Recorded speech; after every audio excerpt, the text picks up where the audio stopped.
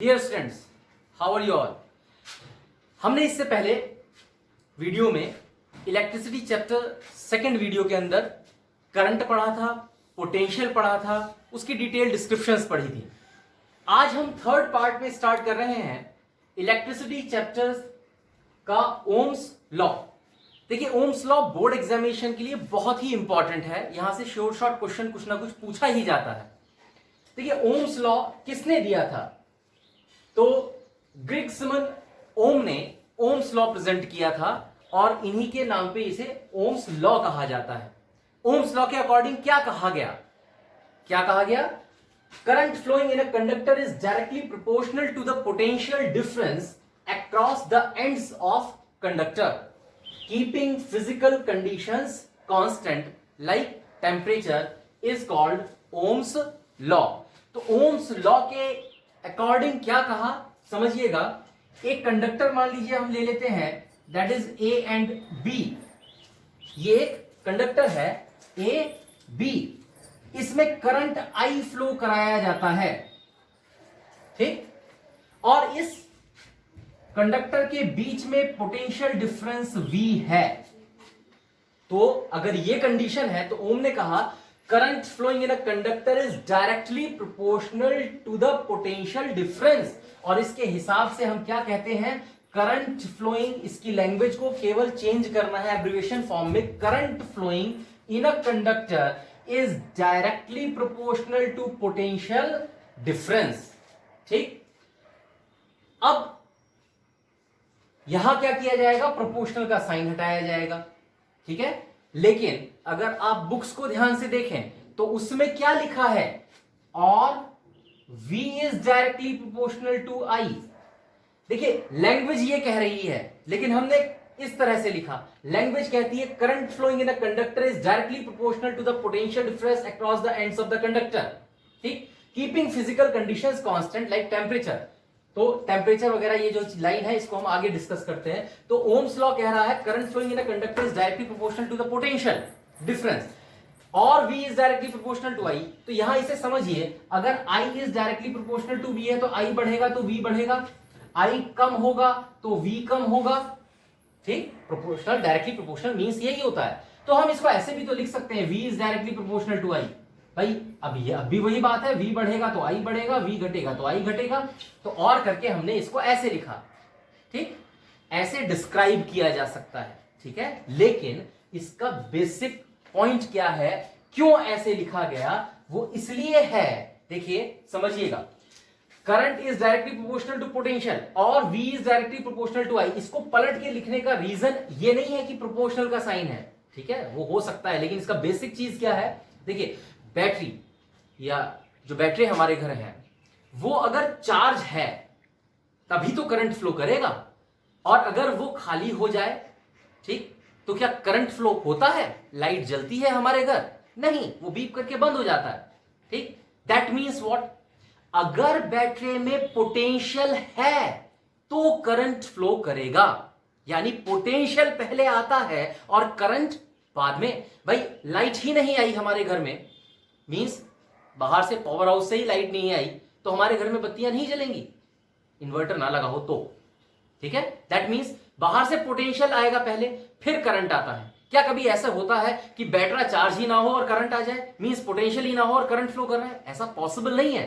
तो जब फिजिकली ये पॉसिबल नहीं है तो इसीलिए लैंग्वेज में तो कहा गया current flowing is directly proportional to potential difference, लेकिन हम कहते हैं पोटेंशियल पहले आता है और करंट बाद में, इसीलिए और करके इसको चेंज किया गया है। हालांकि बात वही की वही है कि ये बढ़ेगा तो ये बढ़ेगा, दोनों ही कंडीशन में ये चीज एप्रोप्रिएटली फॉलो होती है। अब आपको क्लियर हो गया होगा कि बुक्स में या हम इसे क्यों लिख रहे हैं, V is directly proportional to I। Clear? आगे पढ़ते हैं नाउ। तो V is directly proportional to I क्यों लिखा, ये आपकी समझ में आया। अब आगे पढ़ते हैं। V प्रोपोर्शनल का साइन हटाएंगे तो क्या होगा? अगर हमने प्रोपोर्शनल का साइन हटाया तो एक कांस्टेंट लगाते हैं और I लिखा, V is equal to RI। या हम इसको ऐसे भी लिख सकते हैं, V is equal to IR। I को पहले लिख दिया और ये हमारा फॉर्मूला बना, V is directly proportional to IR। अब यहां R क्या है? यहां पे आर क्या चीज है? Are is resistance. आर को क्या कहते हैं? रेजिस्टेंस कहते हैं। तो अब इस डायग्राम में हम कह सकते हैं कि करंट आई फ्लो कराया, पोटेंशियल डिफरेंस वी है, तो इसके बीच में क्या होगा? रेजिस्टेंस का सिंबल लगाएंगे आर। ठीक है, ये रिप्रेजेंटेशन हुई। ये है ओम्स लॉ, जिसमें R is known as resistance. देखिए रेजिस्टेंस अभी हम आगे पढ़ेंगे, लेकिन रेजिस्टेंस यहां दिमाग में आता है क्या होता है, क्या चीज है रेजिस्टेंस? तो हम सिंपल कह सकते हैं अभी यहां पर रेजिस्टेंस क्या है? It is the property to oppose the flow of current. बस इतना समझिए अभी यहां पे। ये क्या है? Property to oppose the flow of current. जो करंट बहता है कंडक्टर में, उसको रोकने का काम करने वाली जो भी चीज है, प्रॉपर्टी है, उसी को हम रेजिस्टेंस कहते हैं। ठीक, हिंड्रेंस पैदा करना, रुकावट पैदा करना, दिस इज कॉल्ड रेजिस्टेंस। तो ओम्स लॉ क्लियरिफाई हुआ होगा। ये पॉइंट जो अभी हमने यहां कहा, कीपिंग फिजिकल कंडीशंस कांस्टेंट, ये चीज अभी हम आपको समझाते हैं कि डायग्रामेटिक रिप्रेजेंटेशन में कैसे फॉलो करते हैं। यहां तक क्लियर करने के बाद अब V is equal to I R आया। ठीक, तो यहां हम कह सकते हैं कि V is equal to I R is known as Ohm's law. अब अगर एक ग्राफ प्लॉट किया जाए, ठीक, यहां पे V और I के बीच में अगर हम ग्राफ प्लॉट करते हैं, यानी कि R की वैल्यू देखें तो R is equal to V upon I हो जाता है। इसी फॉर्मूले से यहां ये चीज मिलती है। ग्राफिकल रिप्रेजेंटेशन, ग्राफ जब प्लॉट किया जाता है तो ग्राफ प्लॉट किया जाता है किसके बीच में? V के बीच में और I के बीच में। ठीक, पोटेंशियल और I के बीच में अगर ग्राफ प्लॉट करें, प्रैक्टिकली जब हम करते हैं तो ओरिजिन से हमको हमेशा एक स्ट्रेट लाइन मिलती है। ठीक, अगर ये स्ट्रेट लाइन मिल रही है वैल्यूज पुट करने के बाद एक्सपेरिमेंटल सेटअप में, that means ohms law is verified. Ohm's law verify होता है। अब ये ग्राफिकल रिप्रेजेंटेशन तो क्लियर है कि एक स्ट्रेट लाइन मिलेगी आपको। ठीक है, लाइन कभी भी जिगजैग मोशन में नहीं होगी, यानी ये कभी भी ऐसे नहीं होगा कि ये इस तरह से चली जाए। स्ट्रेट लाइन होती है फ्रॉम ओरिजिन, ओरिजिन से आपको बिल्कुल सीधी लाइन मिलेगी और दिस इज कॉल्ड आर, यानी कि रेजिस्टेंस की लाइन होती है। ठीक, रेजिस्टेंस की वैल्यू इस पे प्लॉट की जाती है। हम एक्सपेरिमेंटल सेटअप में V की वैल्यू लेंगे, पोटेंशियल लेंगे, I लेंगे, दोनों को डिवाइड करेंगे, R की वैल्यू आएगी और हर बार ये वैल्यूज चेंज करने पे R की वैल्यू अगर प्लॉट की जाए ग्राफ पेपर पर, तो हमको एक सीधी लाइन उन पॉइंट्स को मिलाने पर मिलती है। जो पॉइंट्स होंगे वो इस तरह से होंगे और इन्हें मिलाया जाए, then we will get a straight line. Straight line shows that this Ohm's law is verified. ठीक, तो ये ओम्स लॉ आपके समझ में आया होगा। तो स्टूडेंट्स, अब हम स्टडी करेंगे ओम्स लॉ में experimental verification of Ohm's law. Experiment के हिसाब से कैसे वेरीफाई करते हैं? देखिए, आपके यहाँ क्लास में ये प्रैक्टिकल कराया जाता है। प्रैक्टिकल में क्या कराया जाता है उसे भी ध्यान से समझिए। जब भी आपको मौका लगेगा क्लास में जाने का तो आप ये प्रैक्टिकल करेंगे ओम्स लॉ का। ठीक, तो ओम्स लॉ तो हमने पढ़ लिया। ठीक है, V is equal to IR. Current flowing in a conductor is directly proportional to the potential difference across the conductor. Keeping the physical conditions constant is known as Ohm's law. That is V is equal to IR. Graphical representation में graph डाला जाएगा V और I के बीच में, तो एक straight line हमको मिलती है। स्ट्रेट लाइन वेरीफाई करती है। ठीक, अब ये देखिए एक्सपेरिमेंटल सेटअप में क्या करते हैं। लैब में आपको एक बैटरी टर्मिनल दिया जाएगा। ठीक, बहुत ध्यान से समझिए ओम्स लॉ को, क्या चीजें हैं, सेटअप्स कैसे किया जाता है। ये डायग्रामेटिक रिप्रेजेंटेशन जो है ये सर्किट डायग्राम है ओम्स लॉ का।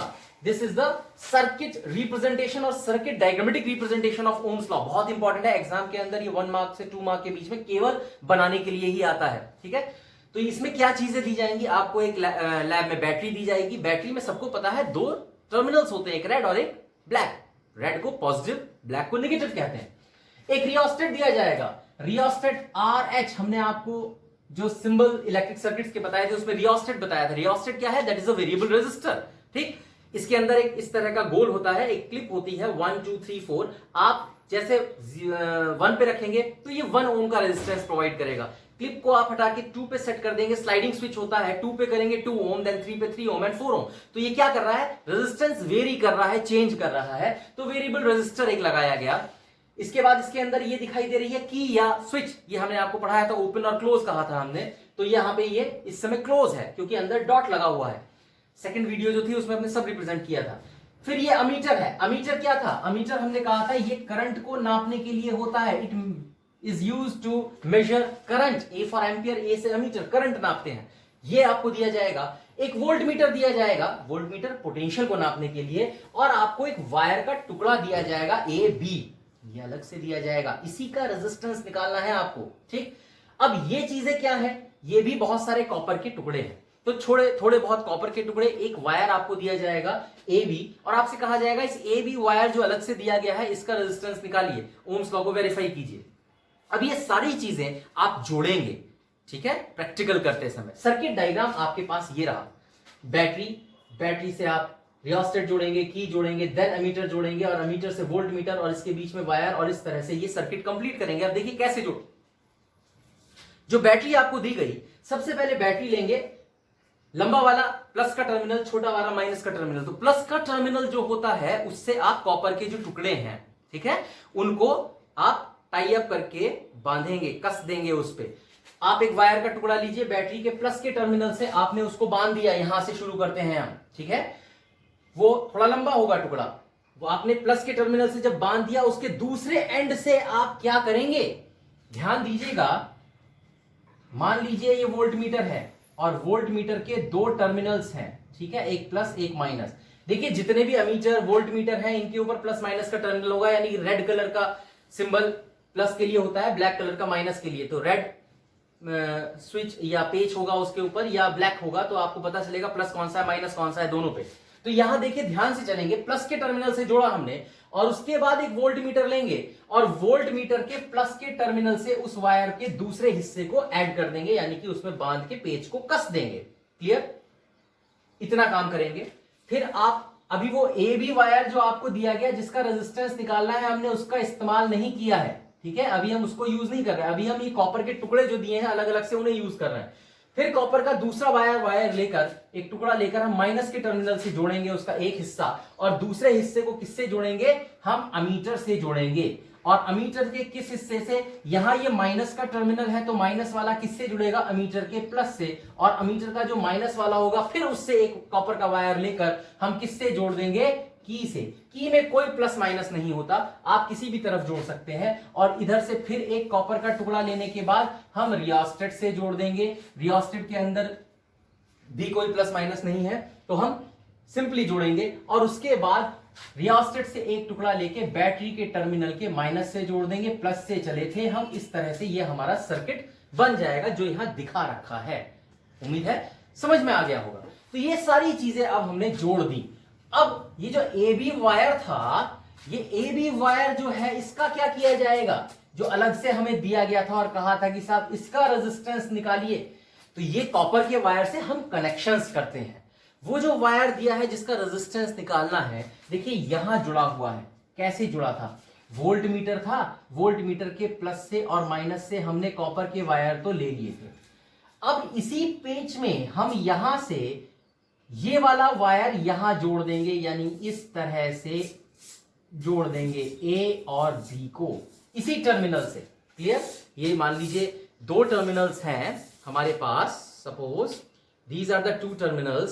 सपोज ये लेते हैं हम रेड पेन, ये रेड और ये टर्मिनल है हमारे पास प्लस और माइनस का। इससे हमने आगे वायर जोड़ दिए, लेकिन अब इसी को हम खोलेंगे, यहां से ए को जोड़ेंगे, बंद करेंगे, फिर दूसरा वायर इसे जोड़ेंगे और पेज से बंद कर देंगे। तो इसके बीच में एक कनेक्शन ए बी का ये हो गया, और यहां से हमारे कॉपर के वायर गए। और इसी वायर का हमें निकालना क्या है, रेजिस्टेंस, ओम्स लॉ को वेरीफाई करने के लिए। यहां तक आपकी समझ में आ गया? क्लियर?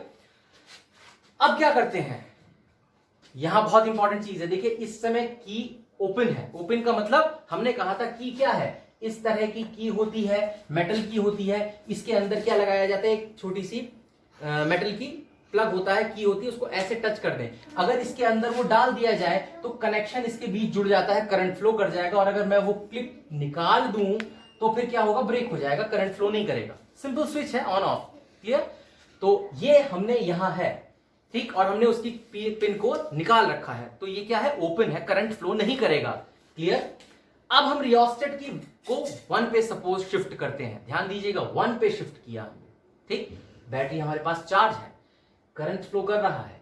जब करंट फ्लो करेगा यहां से इस तरह से, तो अब ये ओपन है तो करंट फ्लो नहीं कर रहा। अब हमने क्या किया, करंट को चेक करने के लिए हमने इसके अंदर क्लोज किया यानी बंद किया। तुरंत क्या होगा, वोल्ट मीटर भी कोई रीडिंग दिखाएगा, अमीटर भी कोई रीडिंग दिखाएगा, ठीक, क्योंकि वोल्टेज है, पोटेंशियल है यहां पे और करंट फ्लो कर रहा है, करंट की रीडिंग ये देगा।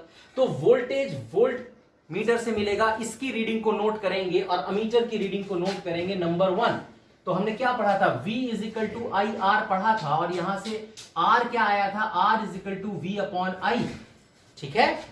R is equal to V upon I निकालने के लिए तो V जो भी हमारे पास आएगा, वैल्यू आएगी, I की कोई ना कोई वैल्यू आएगी, इसे हम डिवाइड करेंगे V1 I1 और हमारे पास वैल्यू आएगी R1 की। ये पहली रीडिंग है, समझ गए। अब सेकंड रीडिंग लेंगे, कैसे लेंगे, अब इसमें क्या चीज बदले जो रीडिंग बदल जाए, क्या चीज बदल सकते हैं, बैटरी नहीं बदल सकते, फिक्स है, ammeter volt meter ammeter wire सब कनेक्शंस जुड़े हुए हैं, क्या बदले जो रीडिंग चेंज हो। तो रीडिंग चेंज करने के लिए आपको क्या करना है, रियोस्टेट से जो प्रोवाइड होने वाला रेजिस्टेंस है पूरे सर्किट का वो चेंज करेंगे। हम इसे 1 से अब 2 पे सेट करते हैं, लेकिन यहां बहुत इंपॉर्टेंट चीज है जो प्रैक्टिकल में ध्यान देनी है। आपको ये वर्कआउट करने के बाद, पहली रीडिंग लेने के बाद इस प्लग को निकाल देना है ऐसे, ठीक।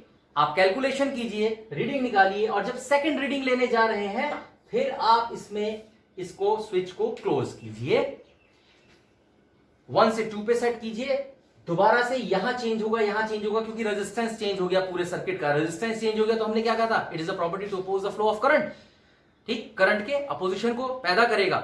बढ़ा दिया ना आपने, R1 से R2 पे कर दिया, रेजिस्टेंस बढ़ा दिया, तो सीधी सी बात है कि वो वैल्यू चेंज होगी, वैल्यू चेंज होगी तो V बदलेगा, A बदलेगा और यहां पर आप सेकंड रीडिंग लेंगे V2 I2 and then after dividing you will get R2 और यही काम फिर आप तीसरी बार करेंगे, फिर ये आप निकाल देंगे, कैलकुलेशन करेंगे, फिर इसको लगाएंगे और फिर आप R3 पे सेट करके इस तरह से स्टूडेंट्स आप 3 4 5 रीडिंग ले लेंगे और आपको रीडिंग मिलेंगी इस तरह से V4 सपोज, और आपके पास 4-5 रीडिंग्स आ जाएंगी, R4, ये 4-5 रीडिंग्स आप ले लेंगे, क्लियर। ये था प्रैक्टिकल। और क्या करना है, आपको एक ग्राफ पेपर मिलेगा जिसके ऊपर आप V और I आप 1 सेंटीमीटर्स या वैल्यूज लेके इसको मार्कआउट करते हैं। ये R1 R2 R3 की वैल्यूज को जब आप पुट करेंगे तो ये इस तरह से डॉट्स आएंगे, वैल्यूज, सपोज V इतना है, I इतना है, तो आप एक वैल्यू पुट करते हैं, ग्राफिकल ग्राफ्स बनाने आते हैं आपको, और आप जब इसको मिलाएंगे तो you will get a straight line.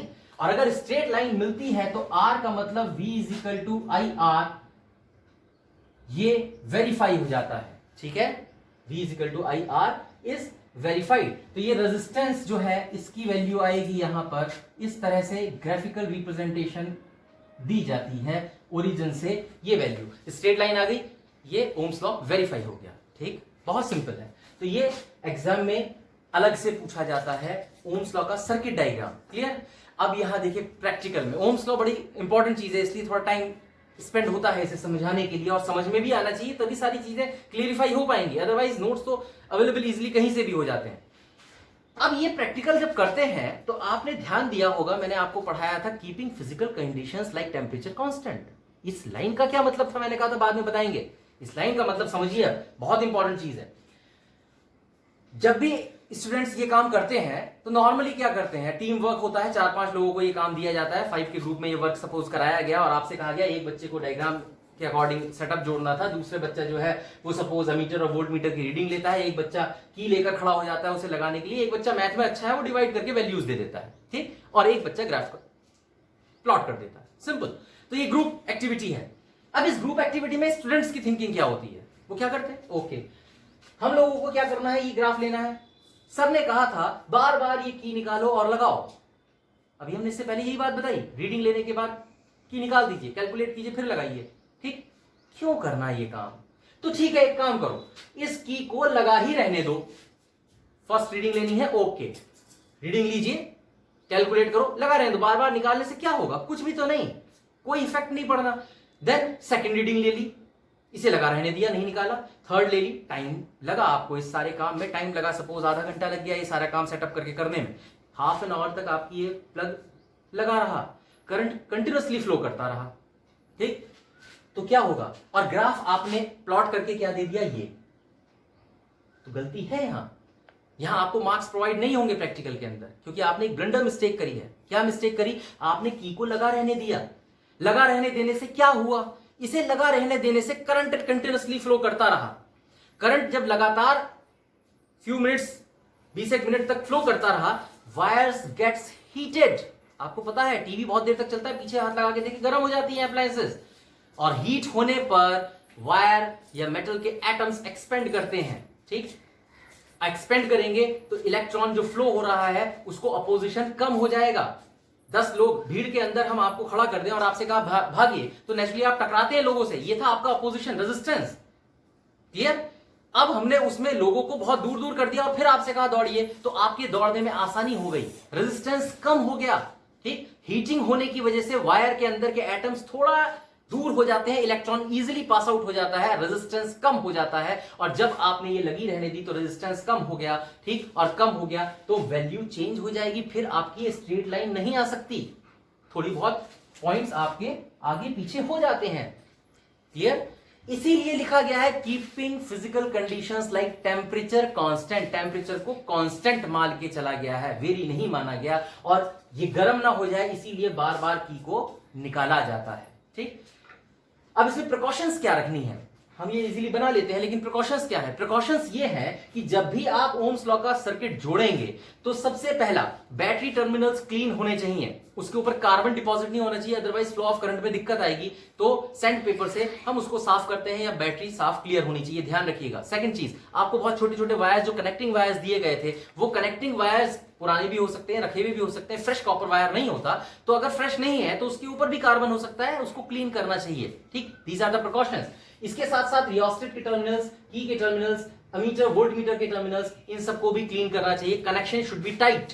Next thing, tight, loose connections नहीं होने चाहिए, कनेक्शंस टाइट होने चाहिए। ये सारे प्रिकॉशंस ध्यान रखने वाले होते हैं, अगर ये ध्यान ना रखे जाए तो वैल्यू चेंज हो जाती है। क्लियर? ये प्रिकॉशंस लेने के साथ हम इस सेटअप को बनाते हैं, सेटअप करते हैं और वैल्यूज लेते हैं, तब हमारा ये ओम्स लॉ वेरीफाई होता है क्लियरली, ठीक। तो इन बातों का ध्यान रखते हुए ओम्स लॉ को वेरीफाई करते हैं, और this is the experimental verification of the Ohm's law. Ohms law is most important topic in the starting of this chapter. So now students, अब अगला टॉपिक है रेजिस्टेंस। देखिए ये भी बहुत इंपॉर्टेंट चीज है। रेजिस्टेंस हमने इससे पहले बताया, the property to oppose the flow of current is known as resistance, हमने वहां इतना ही समझा था। देखिए रेजिस्टेंस को रिप्रेजेंट करते हैं आर से, ठीक। और ओम्स लॉ पर ही वापस जाए तो हमने पढ़ा क्या था, V is directly proportional to I, और V is equal to IR, RI, और R की वैल्यू हमें मिली थी V अपॉन I। यहां R को ही क्या कहा गया था, रेजिस्टेंस, ठीक। अब रेजिस्टेंस की डेफिनेशन क्या आती है, तो हम सिंपल यहीं से डेफिनेशन बनाते हैं। अगेन रटना नहीं है आपको, यू डोंट हैव टू रटाफिकेशन नहीं करना, ठीक। So the definition of resistance is, it is the ratio of potential difference to the strength of current flowing in the conductor. So the definition of the resistance is, it is the ratio of potential difference to the strength of current flowing in the conductor. यहीं से इसकी definition मिल जाती है कि ratio of the potential difference to the strength of current flowing in the conductor is known as resistance. या हम simple वो भी कह सकते हैं कि the property to oppose the flow of current is known as resistance. अब देखिए बहुत इंपॉर्टेंट क्वेश्चन है, यहां से श्योरली क्वेश्चन आता है, ये जो रेजिस्टेंस हमने पढ़ा इसकी वैल्यू किन चीजों पर डिपेंड करती है, ठीक। The value of R depends upon, resistance किन बातों पे डिपेंड करता है? सबसे पहली चीज साइज ऑफ द कंडक्टर, ठीक। कंडक्टर का साइज अगर चेंज हो जाएगा तो रेजिस्टेंस भी बदल जाता है। कैसे? अगर एक कंडक्टर ये है सपोज हमारे पास, और एक बहुत पतला वायर है हमारे पास, तो एरिया ऑफ क्रॉस सेक्शन के ऊपर डिपेंड करता है, ठीक। लेंथ के ऊपर भी डिपेंड करता है। अगर वायर बहुत लंबा ले लेते हैं, मान लीजिए यही वायर है, एक ही वायर है, यहाँ एरिया ऑफ क्रॉस सेक्शन मान लीजिए हम कांस्टेंट रखते हैं, तो resistance is directly proportional to length कह सकते हैं। क्यों? जितना लंबा तार होगा उतना ज्यादा रेजिस्टेंस। भाई इलेक्ट्रॉन को ट्रैवल करने के लिए दूरी बहुत ज्यादा तय करनी पड़ेगी, डिस्टेंस ज्यादा तय करना पड़ेगा, और अपोजिशन है उसके अंदर, ठीक है। तो दिस इज रेजिस्टेंस। रेजिस्टेंस जो है उसकी वैल्यू बढ़ जाएगी, ठीक है, यहां हम आपको इसे समझाने से पहले, जिससे आपको और क्लियरली समझ में आ जाए, हम शो करते हैं कि किस तरह से कॉन्सेप्ट ऑफ रेजिस्टेंस, यही रोक कर पढ़ लेते हैं। ठीक है, देखिए एक वायर है, this is the concept of resistance. Wire जो कंडक्टर होता है, कंडक्टर के अंदर क्या होते हैं, एटम्स होते हैं। ठीक है, और वो पर्टिकुलर किसी डिस्टेंस पर ये है। ठीक, अब हम इलेक्ट्रॉन्स होते हैं, फ्री इलेक्ट्रॉन्स होते हैं, हमने ये इलेक्ट्रॉन्स ड्रॉ कर दिए। सपोज ये इलेक्ट्रॉन्स हैं जिनके ऊपर नेगेटिव चार्ज है। ठीक, माइनस का चार्ज है, इलेक्ट्रॉन्स के ऊपर माइनस का चार्ज होता है। हमने बैटरी को जैसे ही पोटेंशियल प्रोवाइड कराया, प्लस और माइनस के टर्मिनल से जोड़ा, क्या होगा, जब तक हमने इसे जोड़ा नहीं था तब तक इलेक्ट्रॉन्स की जो डायरेक्शन थी वो जिगजैग थी। ठीक, कोई सा भी किसी भी डायरेक्शन में जा रहा हो सकता है मूवमेंट। लेकिन जैसे ही हमने इसे बैटरी टर्मिनल से जोड़ा, पोटेंशियल प्रोवाइड करा दिया, प्लस और माइनस टर्मिनल से जोड़ा, वैसे ही क्या हुआ, ये जो भी डायरेक्शंस इलेक्ट्रॉन्स की जिगजैग थी, ये सारे के सारे इलेक्ट्रॉन्स मूव करने लगे इनटू अ पर्टिकुलर डायरेक्शन, ये वाली towards, plus opposite charge attract each other. तो इलेक्ट्रॉन्स किधर भागेंगे, इस तरफ। इलेक्ट्रॉनिक करंट पढ़ाया था आपको, कन्वेंशनल करंट डायरेक्शन उधर। ठीक, तो ये इधर भागेंगे। जब ये भागेंगे तो किससे टकराएंगे, ये एटम्स से। और जब एटम्स से ये टकराते हैं तो क्या होता है, इलेक्ट्रॉन के फ्लो में अपोजिशन होता है। ठीक, और यही क्या है, resistance. The property to oppose the flow of current is called resistance. ठीक, जब कॉन्सेप्ट समझ में आया तो अब ये समझिए, वैल्यू आर की किस बात पे डिपेंड करती है, साइज ऑफ द कंडक्टर। अब हम कह सकते हैं, अगर हमारे पास कंडक्टर एक ये मोटा है सपोज, और एक वायर हमारे पास पतला है, दोनों की लेंथ को हम जो है फिक्स कर देते हैं, यानी कि लेंथ हमने यहां पे कांस्टेंट कर दी, यहां भी एल है, यहां भी एल है सपोज। ठीक, एरिया ऑफ क्रॉस सेक्शन बदल गया, यहां एरिया ऑफ क्रॉस सेक्शन ज्यादा है या कम है, तो आप बताइए कौन से कंडक्टर में इलेक्ट्रॉन आसानी से निकल जाएगा, जिसका एरिया ऑफ क्रॉस सेक्शन बड़ा है। दरवाजा बड़ा है, ज्यादा लोग एक साथ निकल जाएंगे, आसानी से निकल जाएंगे। दरवाजा बहुत पतला कर दीजिए, निकलने में दिक्कत होगी। तो रेजिस्टेंस डिपेंड किस बात पे करता है, एरिया ऑफ क्रॉस सेक्शन पे। तो हम कह सकते हैं resistance is inversely proportional to area of cross section. First point, आप एरिया ऑफ क्रॉस सेक्शन बढ़ा देते हैं, रेजिस्टेंस कम हो जाता है, यही तो मतलब होता है इनवर्सली प्रोपोर्शनल का। एरिया ऑफ क्रॉस सेक्शन आप कम कर दीजिएगा तो क्या होगा, रेजिस्टेंस बढ़ जाएगा, अपोजिशन बढ़ जाएगा। क्लियर, तो एरिया ऑफ तार जितना मोटा होगा, लेंथ सेम रखिए, 1 मीटर के वायर 2 है, एक बहुत मोटा एक पतला, तो मोटे वाले के अंदर रेजिस्टेंस कम होगा क्योंकि इलेक्ट्रॉन आसानी से फ्लो कर जाएंगे, इसका रेजिस्टेंस बढ़ा हुआ होगा।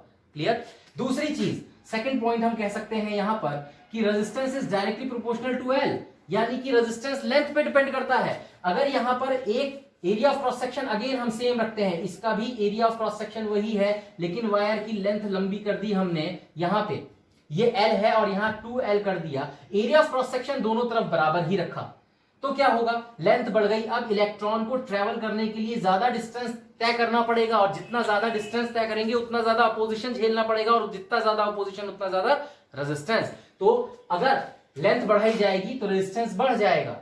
ठीक है, तो यहां से क्या मिलता है, इन दो इक्वेशन से हम कह सकते हैं, पॉइंट्स समझने के बाद हम कह सकते हैं कि R is proportional to L upon A, यानी कि लेंथ का डायरेक्टली प्रोपोर्शनल और ये एरिया ऑफ क्रॉस सेक्शन का इनवर्सली प्रोपोर्शनल।